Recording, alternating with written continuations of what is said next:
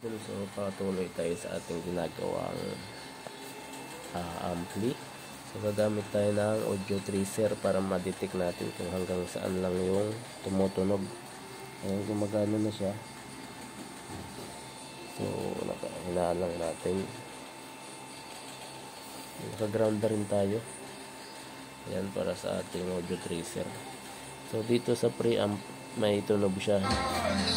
Ayan. Tanyo naman, left and right malinaw.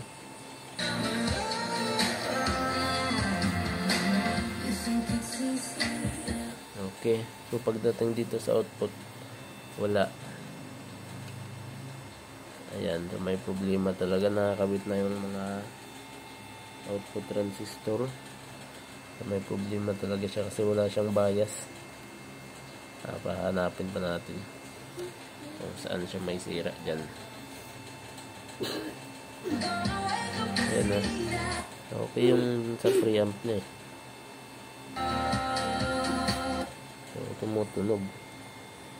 Dito sa wala palabas. Ayan, left and right.